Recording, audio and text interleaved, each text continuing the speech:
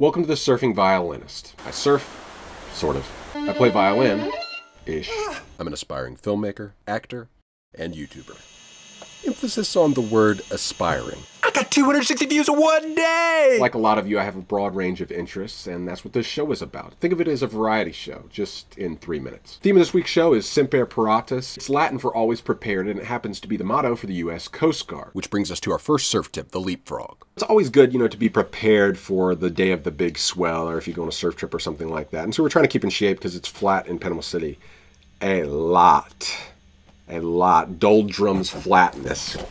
Feast your eyes on that. Oh, wait. A friend of mine told me about an exercise he did while in Coast Guard training that he called the bob. Man, look how skinny he was. Basically, they'd let their air out in a big pool and sink to the bottom and then jump back to the top, get another breath of air and sink down to the bottom. Feast your eyes on that, huh?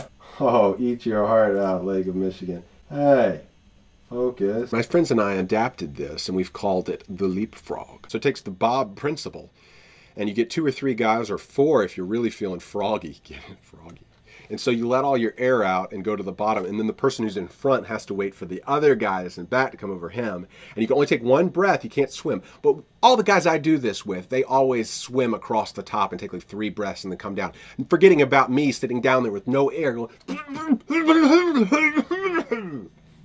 Except I have no air, so I can't do that. So anyways, it's good to be prepared. You never know when you might get a freak waist-high swell, and you might get hauled down like 2 seconds. Time for the blurb of the week. This week, boom, boom. Everyone pretty much liked it, so why didn't I? It wasn't dreamy enough. The dreams needed a ton more crazy and a lot less polish. A little bit of Terry Gilliam would have gone a long way here. Matrix, Dreamscape, and the 13th Floor. This is a plot arc. Inception employs 4 of these in its final act using parallel action, but 2 of them, including the chemists and Joseph Gordon-Levitt, flatline early, leaving us watching Joseph Gordon-Levitt placing bombs ad infinitum, and a van falling and falling. This is a plot arc. This is a plot arc on Inception. Inception minus 30 minutes equals better movie guaranteed. This movie cost $160 million, but for a piddly 100th hour, maybe even less, they could have hired a script consultant who could have ironed out some of the problems with this script. So Semper Paratus, if you're going to make a $160 million movie, just take 0.1% and fix the thing. Whoa, my beard sure grew fast there, huh? That's just right between the 2 shots. How about that? Yeah, so question for the comments. What song would you like to hear me play on the violin?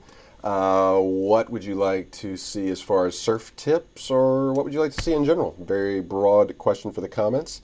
So that's it for this episode of The Surfing Violinist.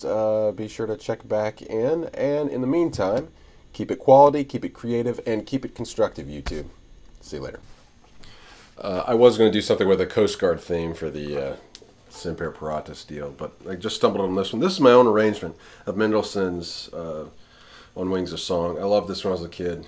I was in love with some girl, as a 6th grader, how serious those fallings in love are. So this was the song that I equated with that relationship, but no longer. We never dated or anything like that. She probably didn't know it existed.